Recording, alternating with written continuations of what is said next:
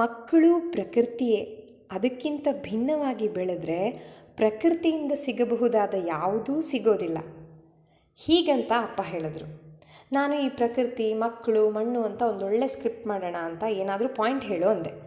ಮಕ್ಕಳು ಪ್ರಕೃತಿ ಜೊತೆಗೆ ಯಾಕೆ ಬೆಳಿಬೇಕು ಅಂತ ಕೇಳಿದ್ದಕ್ಕೆ ಥಟ್ ಅಂತ 1 ಸೆಕೆಂಡೂ ಯೋಚಿಸದೆ ಈ ಉತ್ತರ ಕೊಟ್ಟಿದ್ರು. ವಿಡಿಯೋ ಆರಂಭಕ್ಕೆ ಇದಕ್ಕಿಂತ ಅದ್ಭುತ ಸಾಲು ನನಗೂ ಹೊಳಿಲಿಲ್ಲ. ಹಾಗಾಗಿ ಅಪ್ಪನ ಮಾತನ್ನು ಮತ್ತೊಮ್ಮೆ ಹೇಳ್ತಾ ಇದ್ದೀನಿ.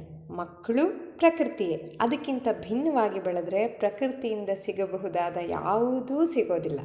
ಎಷ್ಟೆಲ್ಲ ಅರ್ಥ ಇದೆ ಅಲ್ವಾ ಈ ಸಾಲಿಗೆ. ಈ ಪ್ರಕೃತಿ ರೂಪುಗೊಂಡಿರೋದು ಪಂಚಭೂತಗಳಿಂದ. ಮನುಷ್ಯ ಶರೀರದ ರಚನೆ ಆಗಿರೋದು ಇದೇ ಪೃಥ್ವಿ, ಜಲ, ವಾಯು, ಅಗ್ನಿ, ಆಕಾಶದ ತತ್ವಗಳಿಂದಲೇ. ಹೀಗಾಗಿ ಸಾಧ್ಯ ಆದಷ್ಟು ಪ್ರಕೃತಿಯ ಮೂಲ ಸ್ವರೂಪದ ಜೊತೆಗೆ ಒಡನಾಡಬೇಕು. ಈ ಎಪಿಸೋಡಲ್ಲಿ ಪ್ರಕೃತಿ ಜೊತೆಗೆ ಮಕ್ಕಳ ಒಡನಾಟ ಆದಾಗ ಏನಾಗುತ್ತೆ, ಬೆಳವಣಿಗೆ ಹೇಗಿರುತ್ತೆ ಅನ್ನೋ ಬಗ್ಗೆ ಮಾತಾಡೋಣ. ಪ್ರಕೃತಿ ಮಕ್ಕಳ ಜೊತೆಗಿನ ವಿಡಿಯೋ ಆಗಿರೋದಕ್ಕಾಗಿ ಈ ಬಾರಿ ವಿಡಿಯೋನು ಅವರ ಜೊತೆಗೆ ಮಾಡಿದ್ದೀನಿ. ಇಲ್ಲಿ ಅವರ ಆಟ, ಕುಣಿತ, ಖುಷಿ ಕಾಣಿಸುತ್ತೆ. ನನ್ನ ಕಂದಮ್ಮಗಳೆರಡೂ ರಜೆಯಲ್ಲಿ ಊರಿಗೆ ಬಂದಾಗ ಮಾಡೋದಿಷ್ಟೆ.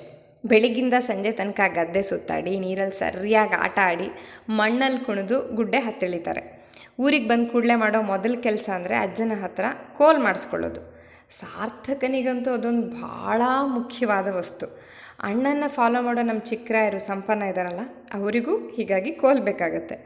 ಅದನ್ನು ಹಿಡ್ಕೊಳ್ಳೋದು ಭೀಮನ ಗದೆ ಹಿಡ್ಕೊಂಡ ಸಾಹಸಕ್ಕೆ ಸಮ ಅವನ ಪ್ರಕಾರ. ಕೋಲ್ ಹಿಡ್ಕೊಂಡೆ ದಿನ ಇಡೀ ಓಡಾಡ್ತಾರೆ. ನೀರಾಟ ಅಂತೂ ಕೇಳೋದೇ ಬೇಡ. ಅದ್ರ ಜೊತೆಗೆ ಗಿಡ ನೆಡೋದು, ಬೀಜ ಕಲೆಕ್ಟ್ ಮಾಡೋದು, ಮಣ್ಣು ಕಲಸಿ ಅದರಲ್ಲಿ ಗೊಂಬೆ ಮಾಡೋದು, ಹೀಗೆ ಅವರೇ ಕಂಡು ಹಿಡಿದಿರೋ 10 ಬಗೆಯ ಆಟ ನಡೀತಾನೆ ಇರುತ್ತೆ. ಯಾಕಾಗಿ ಮಕ್ಕಳು ಪ್ರಕೃತಿ ಜೊತೆ ಬೆಳಿಬೇಕು? ಇಲ್ಲಿದೆ ಪ್ರಕೃತಿಯ ಜೊತೆಗಿದ್ದಾಗಿನ ಪ್ರಯೋಜನಗಳು. ಚಪಾತಿ ಅಲ್ದ ಇವತ್ತು?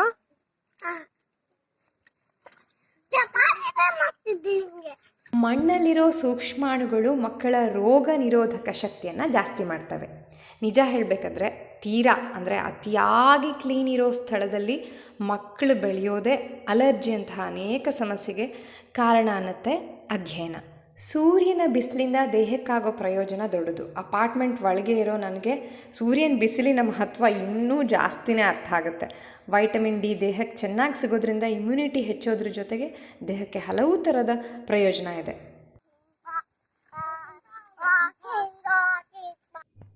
ಹಳ್ಳಿಯಾಗಿರಲಿ ಅಥವಾ ನಗರನೇ ಆಗಿರಲಿ, ಮಕ್ಕಳು ಮನೆಯೊಳಗೆ ಟಿವಿ, ಮೊಬೈಲ್ ನೋಡ್ತಾ ಕಳೆಯೋಂಥ ಅವಧಿ ಹೆಚ್ಚುತ್ತಾ ಇದೆ. ಹಿಂದಿಗೆ ಹೋಲಿಸಿದ್ರೆ ಹೊರಗೆ ಮಕ್ಕಳನ್ನು ಕಳಿಸೋದಕ್ಕೆ ಈಗ ಹೆತ್ತವರ ಭಯನೂ ಹೆಚ್ಚೆ. ಮನೆಯೊಳಗೆ ಕೊಳೆ ಹಾಕೋಕ್ಕೆ ಬೇಕಾದ ಆಟಿಕೆಗಳ ಸಂಖ್ಯೆನೂ ಹೆಚ್ಚಾಗಿದೆ. ಅಂದರೆ ಸ್ಕ್ರೀನ್ ಟೈಮನ್ನು ಬಿಟ್ಟು ಹೇಳ್ತಾ ಇರೋದಿದು. ಹೀಗಾಗಿ ಮನೆ ಒಳಗಡೆ ಕಳೀತಾ ಇರೋ ಟೋಟಲ್ ಸಮಯ ಇದೆಯಲ್ಲ, ಅದು ಸಂಪೂರ್ಣ ಹೆಚ್ಚುತ್ತಾ ಇದೆ.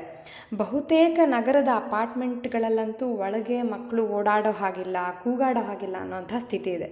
ಅದೇನು ತಪ್ಪು ಅಂತಲ್ಲ, ಆದರೆ ಈ ಅನಿವಾರ್ಯತೆಗೆ ಸಿಕ್ಕಿ ಮಕ್ಕಳನ್ನು ಎಷ್ಟೊಂದು ತಡಿಬೇಕಾಗತ್ತಲ್ಲ ಅನಿಸುತ್ತೆ. ಹಿಂದೆಲ್ಲ ಸಹಜವಾಗಿ ಆಡಿ ಓಡಿ ಮಕ್ಕಳು ಬೆಳೀತಾ ಇದ್ರು. ಪ್ರಕೃತಿಯ ಜೊತೆ ಹೊರಭಾಗದಲ್ಲಿ ಅಂತೊಂದೇ ಅಲ್ಲ, ಮನೆಯೊಳಗೂ ಸಹ ಕುಣಿದಾಟ ಕಡಿಮೆ ಆಗಿದೆ. ತಮ್ಮ ಸಹಜ ಅಭಿವ್ಯಕ್ತಿಯನ್ನೇ ನಿಗ್ರಹಿಸ್ಕೊಳ್ಳೋ ಥರ ಆಗ್ತಿರೋದು ಬೆಳವಣಿಗೆಯ ದೃಷ್ಟಿಯಿಂದ ಒಳ್ಳೆಯದಲ್ಲ.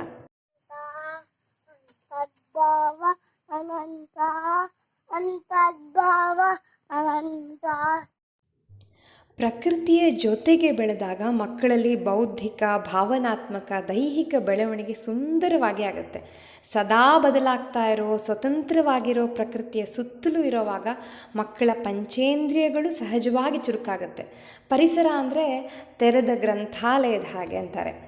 ಪ್ರತಿ ಮಕ್ಕಳು ಸುತ್ತಲಿನ ಶಬ್ದ ಅಂದರೆ ಎಲೆ ಬೀಳೋದಿರಬಹುದು, ನೀರು ಹರಿಯೋದಿರಬಹುದು, ಹಕ್ಕಿ ಕೂಗೋದು, ತರಗೆಲೆ ಪರಪರ ಅನ್ನೋದನ್ನು ಕೇಳಿಸ್ಕೋತಾರೆ. ಪರಿಮಳ ಅಂದರೆ ಈ ಮಣ್ಣಿನ ವಾಸನೆ, ಹೂವಿನ ಘಮವನ್ನು ಆಘ್ರಾಣಿಸ್ತಾರೆ. ಆಕೃತಿ, ರೂಪಗಳನ್ನು ಗಮನಿಸ್ತಾ ತಮ್ಮೊಳಗೆ ಏನಾದರೊಂದು ಐಡಿಯಾ ಹುಟ್ಟಿಸ್ಕೊಳ್ತಾರೆ. ಯಾಕೆ ಹೇಳಿ? ಹುಟ್ಟುತ್ತಾನೆ ವಿಜ್ಞಾನಿಗಳು ಅವರು.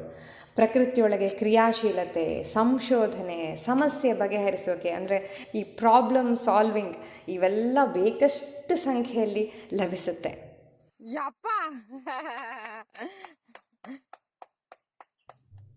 ಗುಡ್ಡೆ ಹತ್ತಿ ಮುಳ್ಳಹಣ್ಣು, ಕೇಪಳ ಹಣ್ಣು, ಕುಂಟಾಲದ ಹಣ್ಣನ್ನು ನಾವೇ ಕೊಯ್ದು ತಿನ್ನೋ ಖುಷಿ ಇದೆಯಲ್ಲ, ಅದು ಮಾಲ್ನಲ್ಲಿ ಸಿಗೋಕ್ಕೆ ಸಾಧ್ಯನೇ ಇಲ್ಲ. ಒಂದು ಬಂಡೆಕಲ್ಲಿಂದ ಇನ್ನೊಂದಕ್ಕೆ ಹಾರೋವಾಗ ತಲೆಯಲ್ಲೇ ಇಷ್ಟು ದೂರನ ಹಾರೋ ಶಕ್ತಿ ನನ್ನೊಳಗಡೆ ಇದೆಯಾ ಅಂತ ಲೆಕ್ಕಾಚಾರ ಮಾಡ್ತಾರೆ. ಎಷ್ಟೆಲ್ಲ ವಿಧದ ಹೂಗಳು ಹೇಗಿವೆ, ಯಾಕಿವೆ ಅಂತ ಪ್ರಶ್ನೆ ಹುಟ್ಟಿ ಉತ್ತರ ಕಂಡುಕೊಳ್ಳೋಕ್ಕೆ ಪ್ರಯತ್ನಿಸ್ತಾರೆ. ಓಡ್ತಾರೆ, ಕುಣಿತಾರೆ, ಜಂಪ್ ಮಾಡ್ತಾರೆ, ಕೂಗಾಡ್ತಾರೆ, ನಗ್ತಾರೆ. ಫಿಸಿಕಲ್ ಆ್ಯಕ್ಟಿವಿಟಿ ಇಷ್ಟೆಲ್ಲ ಆಗುತ್ತೆ. ಜೊತೆಗೆ ನಿರಂತರವಾಗಿ ಐಡಿಯಾಸ್ ಮಾಡ್ತಾ ಯೋಚಿಸ್ತಾನೇ ಇರ್ತಾರೆ. ಏಳ್ತಾರೆ, ಬೀಳ್ತಾರೆ, ಸೋಲ್ತಾರೆ, ಮತ್ತೆ ಧೈರ್ಯ ಬೆಳೆಸ್ಕೋತಾರೆ.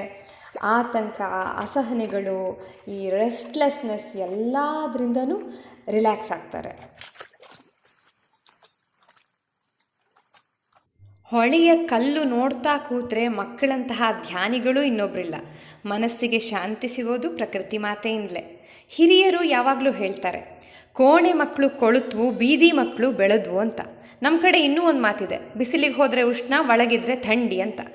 ಹಾಗೆಲ್ಲ ಆಗೋಕ್ಕೆ ನಾವು ಯಾಕೆ ಅವಕಾಶ ಕೊಡಬೇಕು ಅಲ್ವಾ?